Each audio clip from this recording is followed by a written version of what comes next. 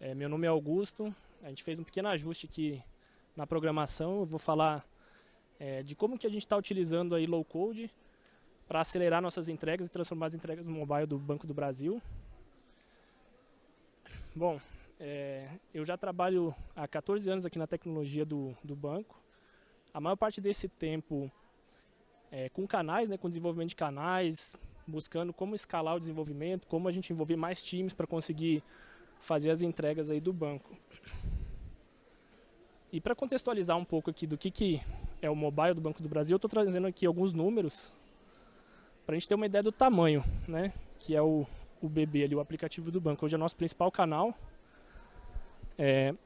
A gente tem uma avaliação boa e muito boa, visto o número de usuários, a quantidade de downloads, de acessos.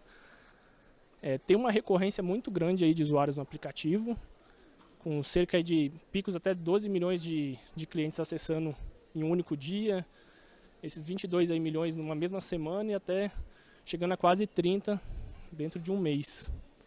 E para conseguir entregar essas funcionalidades, a gente tem times aí que hoje tem mais de 100 desenvolvedores só focados no mobile. Pegando aí um cenário de últimos 3 meses, a gente fez mais de 200 entregas no aplicativo do banco, com novas funcionalidades, correções de bug e tudo mais.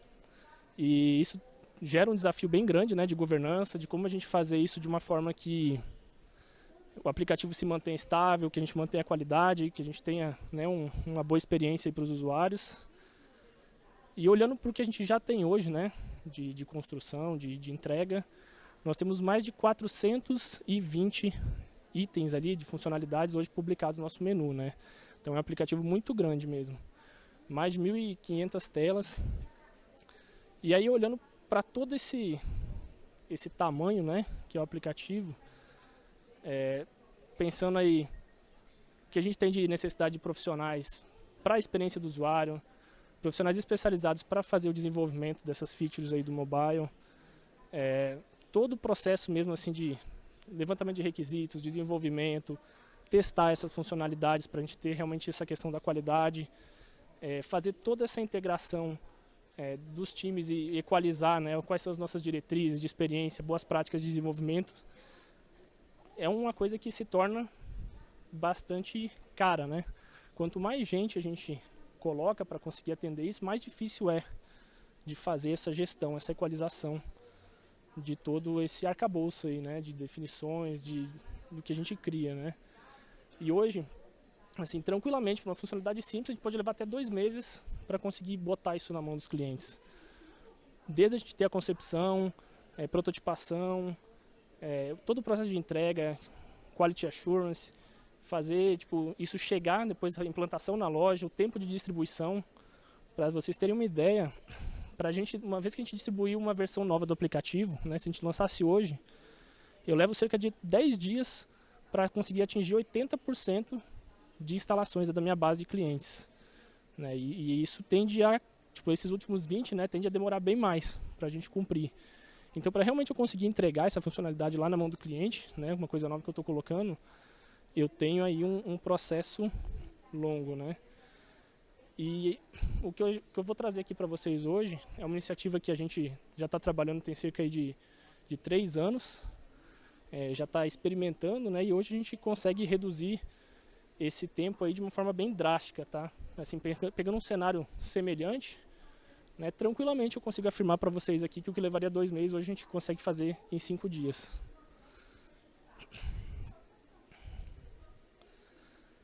E aí assim, a gente tem toda essa questão que eu falei, de qualidade, de processo e tudo mais, e ainda assim corre o risco, de chegar lá na mão do cliente, na hora que a gente chegou lá no final com tudo implantado, não ser bem aquilo que a gente queria, ou tem algum cenário que a gente não mapeou muito bem, tem alguma coisa que não ficou muito clara. Então esse tempo mais eficiente, da gente conseguir fazer mudanças e conseguir fazer entregas, faz muita diferença nesses cenários, Mais pra frente eu vou dar um exemplo prático aí de uma coisa que aconteceu. E aí, o que é essa iniciativa, A gente batizou ela de Codic. Ela é uma plataforma low code, totalmente desenvolvida dentro do banco. E ela o grande ponto-chave dela é que ela é toda baseada em templates de tela. E eu acho que quando a gente está falando de experiência do usuário, esse é um dos pontos realmente mais interessantes para a gente entender, né? Eu vou falar um pouquinho mais dessa mecânica, né? Mas esse é um dos pontos que eu queria deixar destacado, né? Template de tela, como é que isso funciona, né? O que isso significa? A gente não tem codificação, a gente não entrega código no aplicativo usando essa plataforma, então muito disso assim é o que faz a gente ter esse ganho de escala, né, de conseguir entregar mais rápido. A gente elimina várias etapas do processo e realmente aí não precisa de atualizar o aplicativo por conta disso. E aí, para a gente falar um pouquinho dessa questão da mecânica, né, que eu acho que esse é um dos pontos que assim que para mim é um dos mais que eu gostaria de sair com isso minimamente claro, assim, principalmente para quem trabalha com UX, né? Entender, pô, como é que isso se encaixa aqui no meu dia a dia, qual que é o impacto disso aqui para a proposição de novos fluxos e como é que isso vai funcionar. Para o nosso aplicativo hoje, a gente tem um trabalho desde especificação de componentes, criação desses componentes, uma biblioteca de componentes padronizada para que todas as telas sigam uma experiência semelhante, a gente não tem essa sensação de que a gente está em apps diferentes, então tem todo esse trabalho que é desenvolvido aí pelo time de UX, espaçamentos, cores, como é que isso vai ser aplicado. E aí para a gente conseguir, tipo, alguém tem que pegar todas essas especificações, todos esses componentes e combinar isso para formar uma tela, né? E aí no caso do Code, o que seria essa tela, ela já é um template de tela, ela já é uma tela relativamente genérica, que a gente consegue aproveitar em diversos cenários aí de uso de negócio, né? E aí, para a gente fazer uso desse template, a gente pode combinar partes dele, né? Então, eu dou uma certa restrição aí no que dá para alterar. Por exemplo, eu não consigo mexer em cor hoje, eu não consigo trabalhar a ordem dos elementos. Tem algumas coisas que a gente restringe, porque alguém já avaliou essa experiência, essa forma de organizar esses elementos na tela. Mas eu consigo dizer, para esse caso específico, faz sentido eu usar essa imagem no início da tela ou não. Faz sentido eu usar uma lista ali no meio da tela ou não. Faz sentido ter um botão no final da tela ou não. E aí, uma vez que a gente entra e configura essa tela, eu chego ali na instância ali daquele template, né, numa configuração de tela, que já está consumindo aí serviços, APIs aí na nuvem ou em outros sistemas, para entregar para o cliente a experiência ali de uso do aplicativo. E aí é o ponto assim que a gente está chamando isso de UX no atacado, né? Então o que eu quero dizer quando eu estou falando que estou fazendo UX no atacado? Várias dessas etapas, quando eu estou falando ali da especificação do fluxo, elas já foram vencidas, né? Quando a gente está falando de trabalhar com template. Eu tenho bem menos elementos ali que eu consigo alterar. E o meu esforço passa a ser muito mais de pensar quais templates eu tenho que combinar, como que eu vou organizar esse conteúdo na tela de uma forma que faça sentido. Como que a gente vai tomar as decisões para ir para uma determinada tela, ou de que forma que vai ser essa navegação, né? Ela vai ser numa profundidade maior, eu vou ter mais informações condensadas em uma tela, né? E a gente fica muito mais focado na entrega de negócio, né? Em como, pensando ali no cliente mesmo, no uso, do que se preocupando com elementos visuais ali, né? Se está alinhado, se não está alinhado, se a fonte está do tamanho correto, na cor correta.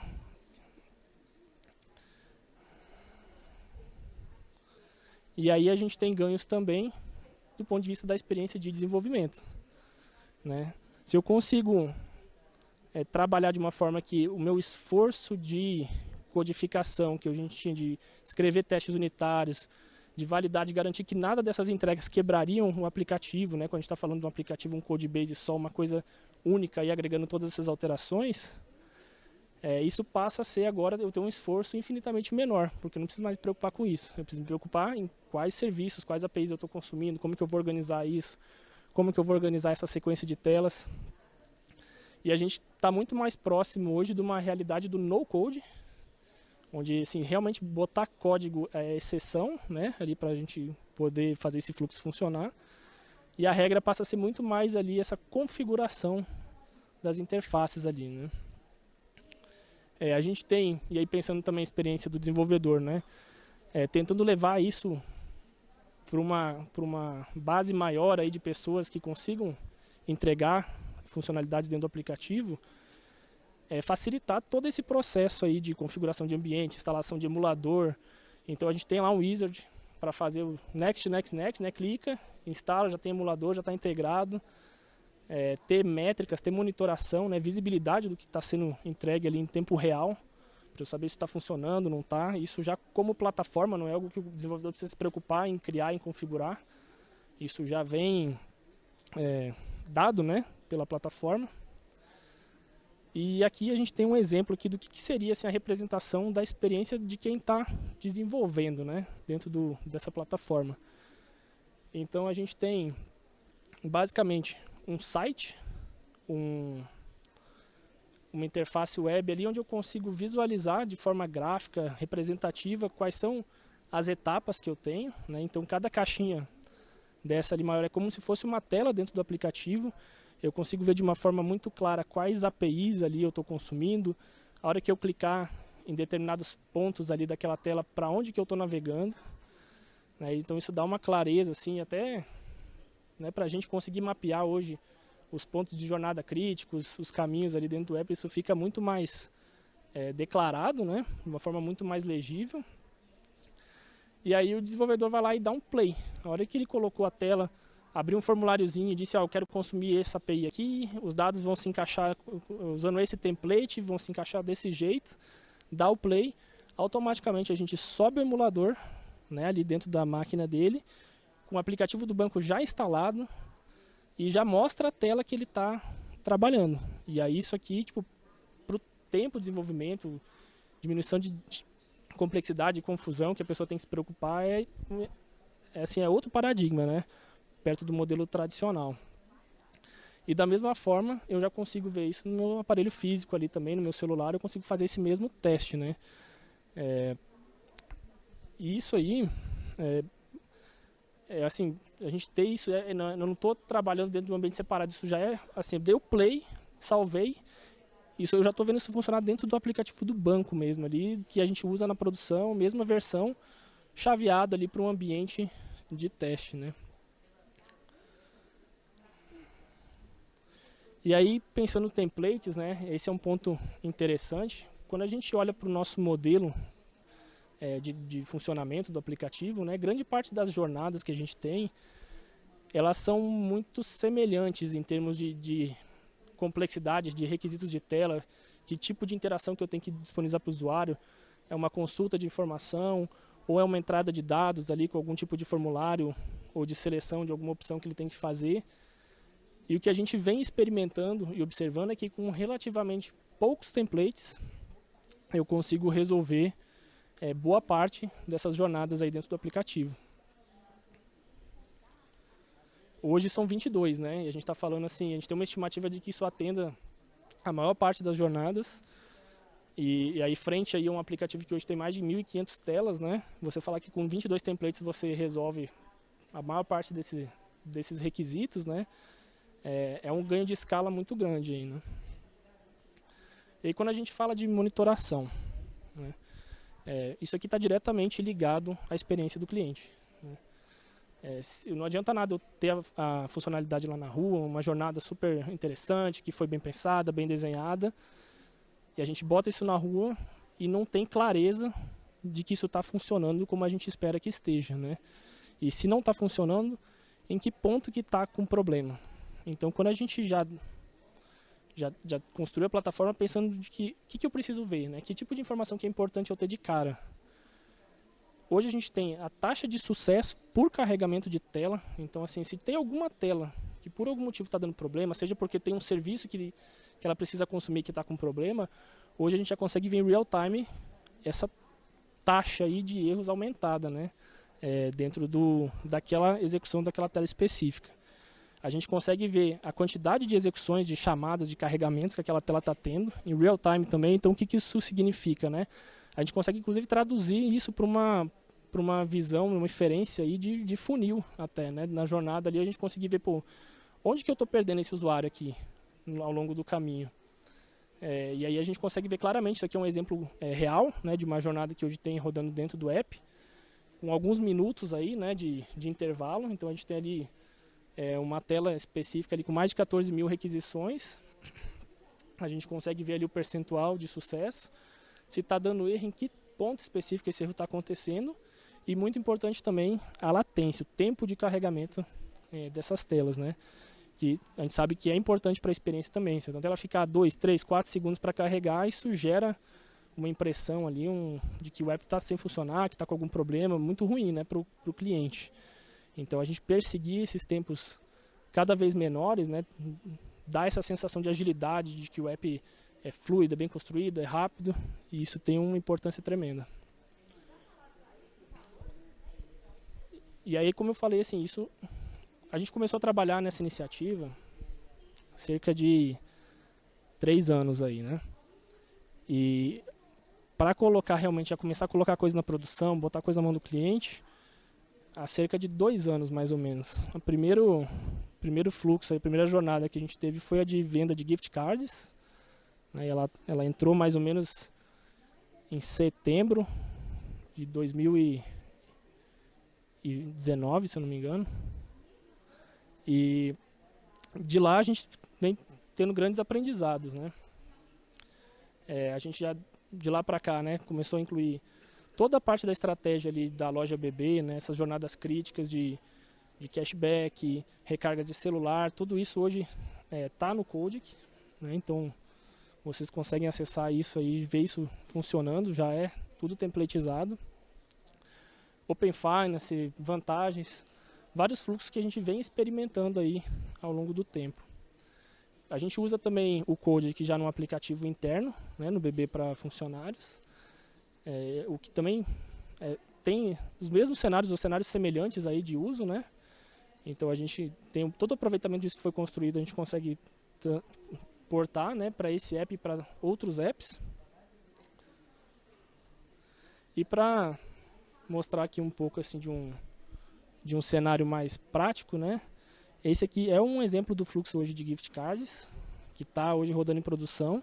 A gente já teve algumas alterações pontuais aqui nessas telas, né? Mas onde é que está aqui o pulo do gato? Esses templates que a gente está vendo aí, principalmente se olhar para a primeira tela, vocês olharem e para a última, vocês vão ver uma semelhança muito grande para esse outro fluxo aqui, que é o de recargas de celular, que também foi portado há relativamente pouco tempo aí para o Codic, mas eu consigo resolver aí uma outra situação, dando uma experiência semelhante. A gente traz esse senso aí de familiaridade para o cliente, né? Assim, as coisas não parece que eu estou num app completamente diferente, né? Assim, isso é um dos benefícios que a gente ganha. E aqui tem um case interessante, né? Esse aqui era o protótipo, né, que a gente fez lá atrás, pensando como que essa jornada ia funcionar, como que isso ia ser. E se vocês repararem na primeira tela, a gente tem a lista das últimas recargas. E beleza, tem lá, teve uma recarga da Vivo, sei lá, da TIM, só que a gente esqueceu, não se deu conta que era muito importante aparecer para qual número de telefone essa recarga foi feita. Né? No protótipo não saiu, na primeira versão que a gente entregou para os clientes, não tinha isso nessa tela, né? E aí a gente estava um dia lá numa reunião e alguém levantou, eu fui testar aqui a recarga, vi que saiu, mas senti falta, né, de ter ali o número do celular. E a gente, é verdade, né, a gente faltou esse ponto aí. Em questão de 1 hora, a gente já estava com isso resolvido, em ambiente de homologação para ser validado, e poucos minutos depois já publicado em produção, distribuído para todos os clientes que já estavam vendo essa funcionalidade nova, né? Então é esse tipo de flexibilidade, esse tipo de potencial que a gente tem numa ferramenta com essa característica, né? Se a gente estivesse falando de um ciclo de desenvolvimento mais padrão aí de aplicativo, você pode contar semanas aí. Se a gente tivesse que fazer uma carga, distribuir, fazer isso chegar, né, depender de downloads e atualização na mão dos clientes. A jornada hoje de cashback, né, já é um pouco diferente. A gente tem ali uns outros templates já um pouco mais com uma carinha de extrato também, de uma lista, né? Seguro de celular, uma característica bem diferente. Então a gente tem essa diversidade, essa capacidade de fazer telas bem diferentes. A gente não tem nenhuma restrição, não, só pode ser telinhas com formulário ou só telinhas com listas, né? Ela não tem hoje esse tipo de restrição. Nosso foco hoje está principalmente em ver onde é que a gente vai ter o maior reaproveitamento, né, desses templates. A parte de vantagens hoje também já está toda migrada. E para assim, finalizar, a gente falou aqui, né, de vários benefícios, essa questão de velocidade, observabilidade, a gente ter clareza ali de se está tendo problema ou não, como que está funcionando essas jornadas, melhorar, né, ou ter condição de escalar de uma forma mais interessante esse desenvolvimento, a entrega de soluções dentro do aplicativo, e da mesma forma escalar o esforço de desenvolvimento tanto, né, para a questão de especificação, de UX, quanto, né, de codificação. E isso tudo é eficiência operacional também, né? A gente conseguir reduzir custo, ter um time to market melhor. E aí essa ferramenta, né, que faz muito sentido aqui para o nosso dia a dia, provavelmente faz sentido para o dia a dia de várias outras empresas, de outras situações e outros contextos. Pô, será que não seria legal se esse cara fosse open source, se a gente conseguisse compartilhar isso, né, inclusive com outros países, né, trazer esse protagonismo aqui do Brasil, demonstrar o que a gente tem essa capacidade de criar soluções inovadoras e diferentes, né? E a gente está avaliando isso. É um desejo meu, né? Acho que seria uma coisa bem interessante. Quem sabe no futuro aí a gente vai ter essa possibilidade de compartilhar isso de uma forma mais interessante aí com todo mundo. Obrigado, viu, pessoal?